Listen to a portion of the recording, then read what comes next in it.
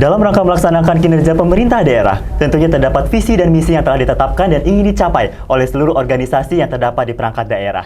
Hal ini juga terdapat di dalam Inspektorat Pemerintah Kabupaten Pesawaran yang terus melakukan sinergi dan melakukan optimalisasi untuk mewujudkan Kabupaten Pesawaran yang dapat memberikan pelayanan dan optimal kepada masyarakat. Saya Satria, saat ini sudah bersama dengan Kepala Inspektur Kabupaten Pesawaran, Bapak Singgi, akan membahas visi dan misi Kabupaten Pesawaran yang tertuang dalam kinerja Inspektorat Kabupaten Pesawaran, tentunya hanya di Saburai Talks. Baik, tanpa berlama-lama lagi, saya sudah bersama dengan Bapak Singgi. Selamat pagi, Bapak. Pagi. Sehat, Pak, kabarnya? Alhamdulillah, sehat. Bagaimana, Pak, sekarang kesibukannya di Inspektorat? Ya, berapa hari yang sudah kita lalui, ternyata emang di Inspektorat lumayan cukup padat jadwalnya. Cukup padat. Contoh hari ini aja ada 5 kegiatan di kita acara. Jadi sekarang lagi sedang padat-padatnya ya, Pak, di Inspektorat ya? Ya, sedang padat-padatnya kerjaan di Inspektorat. Tapi tetap terlihat fit dan sangat bersemangat ya, Pak? Insya Allah. Nah, boleh berbagi rahasia sedikit, Pak, nih, gimana caranya supaya tetap menjaga kebugaran nih di era pandemi, Pak? Jalani dengan senang hati aja. Jalani dengan senang hati ya. Baik, Pak, berkaitan dengan visi misi Kabupaten Pesawaran yang memang kita lihat sekali pertumbuhan Pesawaran ini sangat pesat ya, Pak ya. Dibandingkan kabupaten-kabupaten lain juga Kabupaten Pesawaran ini termasuk unggul di berbagai bidang.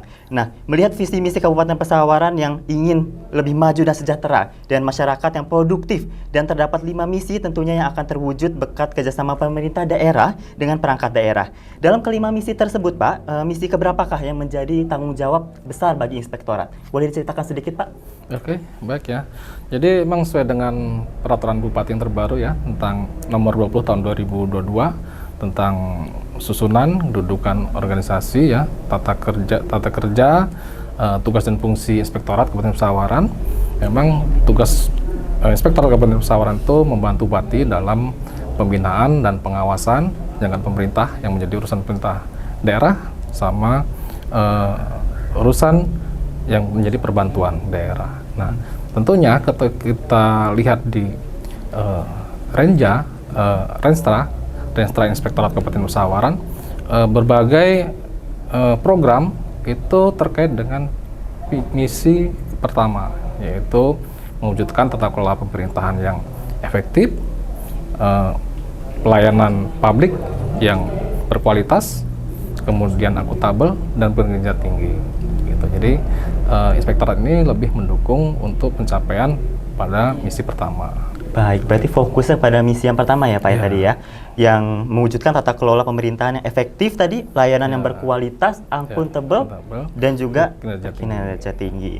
Nah, lalu sebenarnya apa saja sih, Pak, rencana strategis yang dilakukan oleh Inspektorat dan bagaimana nih pencapaiannya selama tahun 2021 khususnya untuk mendukung tadi misi yang pertama, Pak? Baik ya, jadi rencana strategis Inspektorat ini dituangkan dalam Renstra Inspektorat tahun 2021 sampai dengan 2026. Di Renstra tersebut kita berbagai strategi, rencana strategis Inspektorat untuk pencapaian indikator-indikator yang jadi sasaran kinerja utama kita. Itu ada beberapa indikator kinerja utama kita, mulai dari yang pertama mungkin persentase penurunan temuan dari BPK, nanti kita bahas ya itu. Kemudian ada peningkatan laporan keuangan yang sesuai dengan standar akuntansi pemerintah (SAP). Kemudian ada di sana persentase peningkatan dari tindak lanjut hasil temuan dari baik pemeriksaan eksternal maupun pemeriksaan dilakukan internal ya. Jadi nanti kita jelaskan ya di sana ya berapa targetnya, apa yang dilaksanakan. Nah, kemudian ada juga persentase peningkatan hasil evaluasi dari Sakip. Nah, saat ini untuk OPD yang telah menyampaikan Sakipnya dievaluasi dan yang mendapat poin A. Memang secara rata-rata kita masih, ya alhamdulillah untuk di Lampung udah bagus juga, kita dapat poin 74,77, artinya dalam kategori BB itu sangat bagus, sangat baik. Nah, kemudian terakhir persentase penyelesaian pengaduan. Jadi ada pengaduan, nanti berapa persentase yang diselesaikan.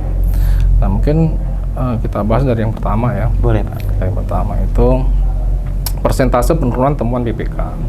Nah, persentase penemuan BPK ini saat ini temuan BPK itu untuk Kabupaten Sawaran itu 11%. Nah, kemudian untuk kedepannya mungkin dengan program-program kegiatan kita, rencana strategis kita itu dapat menekan hasil temuan dari BPK tersebut, ya. Jadi dampaknya memang secara tidak langsung kita berkontribusi juga untuk pencapaian opini penilaian dari BPK. Nah, saat ini kita sudah 6 kali berturut-turut ya kita dapat penilaian WTP, wajar tanpa pengecualian. Oh, oke, Gitu. Pak. Jadi itu yang pertama. Kemudian yang kedua, persentase peningkatan laporan keuangan sesuai dengan SAP, standar akuntansi pemerintah. Nah, jadi dengan adanya program kegiatan yang kita laksanakan ini mengarah kepada perangkat daerah dan perangkat desa untuk memenuhi secara administrasi maupun kegiatannya sesuai dengan standar akuntansi pemerintah yang telah ditetapkan. Nah, saat ini standar laporan keuangan yang telah memenuhi itu sudah mencapai 70% dan ke depan itu akan selalu kita tingkatkan. Nah, yang ketiga itu presentasi tindak lanjut hasil pemeriksaan, baik pemeriksaan dilakukan oleh pihak eksternal BPK ya, dan pemeriksaan yang dilakukan internal itu inspektorat sendiri. Nah, saat ini yang sudah tidak lanjuti kita sudah mencapai 65%. Nah, mungkin bisa kita sampaikan juga sampai dengan tahun ini Inspektorat Kabupaten Sawaran itu telah mampu mendorong dan istilahnya untuk melaksanakan proses tindak lanjut itu. Untuk perangkat daerah saja sampai dengan tahun ini kita sudah mampu menertibkan ya tindak lanjut itu senilai 20.484 juta. Itu terdiri dari ada temuan administrasi, ada temuan pajak, dan pengembalian uang kas negara. Nah, untuk perangkat desa sampai dengan tahun ini itu angkanya cukup lumayan yang bisa kita tindak lanjuti sebesar 50.911 juta rupiah. Nah, itu terdiri dari ada temuan administrasi, ada temuan pajak, kemudian pengembalian uang ke kas negara di situ, termasuk BLT di situ. Nah, jadi itulah beberapa yang sudah kita lakukan sampai dengan saat ini. Nah, kemudian tadi yang keempat itu adalah target kita di indikator kinerja utama kita adalah evaluasi sakit. Evaluasi sakit untuk OPD agar mendapat nilai A. Nah, sampai saat ini masih 5. Nah, tapi secara keseluruhan hasil evaluasi sakit yang dilakukan oleh Kemenpan RB ya, itu rata-rata kita sudah mendapat skor 74,77%. Nah, itu kita mendapat kategori BB ya tadi ya. BB artinya sangat baik gitu. Nah, terus yang terakhir persentase penurunan penyelesaian pengaduan. Pengaduan ini saat ini baru mencapai 70%. Nah, kemudian nanti kita berbagai upaya kita, termasuk ada inovasi kita, ada buatan aplikasi, ada klinik konsultasi, termasuk ada penambahan personil, penambahan bidang irban ya, berinvestigasi, itu akan memperkuat kita dalam mencapai atau lebih responsif untuk penyelesaian pengaduan. Nah, saya rasa untuk rencana strategis kita, Inspektorat Kabupaten Sawaran sampai dengan tahun ini, alhamdulillah sudah kita laksanakan dan akan kita tingkatkan. Luar biasa sekali. Berarti selama 2021 ini performanya luar biasa ya Pak ya, tadi sampai mencapai angka 70% ke atas semua. Jadi kalau untuk tahun 2022 kira-kira ada target khusus nggak Pak? Target 2022 kita ada target tahun 2022 kita tentunya akan semakin meningkat ya, dan di akhir RPJMD kita 2026 tentunya kita harapkan bisa 100% semua. 100%. Minimal 90% kita targetkan. Baik Pak, jadi untuk performa dari Kabupaten Pesawaran ini dari Inspektorat berarti sudah terus ya diupayakan dari berbagai lini tadi Pak sampai ketika desa untuk pengembalian juga tadi angkanya juga sangat bagus ya Pak ya. Tapi kalau dibandingkan dengan performa kabupaten lain, Bapak sempat nanggung juga nggak Pak? Bagaimana nih Pak? Ya untuk kabupaten lain saya rasa kalau di Lampung ini hampir sama ya, bersama. Memang beda-beda daerah kan beda juga perlakuannya. Kan sana ada berbagai faktor yang mempengaruhi kan, tidak hanya faktor keuangan dan faktor di lapangan beda-beda, tentunya beda. Betul. Nah, tadi Pak, jadi kan dengan kesuksesan yang tadi dan performa yang sangat tinggi tentunya kan disupport oleh berbagai program kerja ya Pak ya yang dilakukan oleh Inspektorat nih Pak. Bisa diceritakan nggak Pak, apa saja nih Pak program-program yang dilakukan Inspektorat Kabupaten Pesawaran untuk mendukung nih, visi dan misi dari Bupati Pesawaran khususnya periode 2021-2026? Ya, baik. Jadi program kegiatan kita yang untuk mendukung visi misi Pak Bupati Pesawaran ya, Bupati Pesawaran itu memang tertuang dalam Renstra Inspektorat Kabupaten Pesawaran. Itu di sana ada beberapa program yang setelah di cascading disinkronkan dengan visi misi Bupati Pesawaran itu yaitu program penyelenggaraan pengawasan dan program perumusan kebijakan, pendampingan dan asistensi. Namun demikian ada beberapa kegiatan yang konkret yang kita laksanakan itu mulai dari yang pertama MCP itu monitoring center from preventif ya. Kemudian ada sosialisasi dan pencanangan zona integritas atau ZI. Kemudian ada kita pengawasan desa berbasis risiko. Kemudian juga ada program untuk SPIP ya, SPIP sistem pengendalian internal intern pemerintah ya, SPIP. Yang terakhir ada program SAKIP ya. Ada program SAKIP. Mungkin kita bisa saya jelaskan dari awal ya, dari boleh, yang pertama tadi ya, program kita memang secara reguler, secara rutinitas itu kita ada program penyelenggaraan pengawasan namanya. Bersama program kebijakan perumusan, pendampingan dan asistensi. Nah, ada program konkret tadi, yang pertama MCP. MCP ini program yang dikembangkan sebenarnya oleh KPK. Oleh KPK untuk mengintervensi area-area yang dirasa berpotensi terjadinya KKN, terjadinya korupsi. Nah, jadi dengan adanya MCP ini itu akan mempermudah untuk pencegahan tindak pidana korupsi. Nah, beberapa area yang jadi fokus oleh KPK itu ada 8 ya. Yang pertama itu area perencanaan dan penganggaran APBD, itu sangat vital ya. Kemudian area pengadaan barang dan jasa. Kemudian yang ketiga itu ada area perizinan. Nah, yang keempat itu ada area penguatan APIP. Nah, untuk Inspektorat ini, APIP. Kemudian kelima ada area manajemen ASN. Itu biasanya banyak jual beli jabatan kan, dengan adanya ini akan lebih diperketat lagi. Kemudian ada area optimalisasi pendapatan daerah.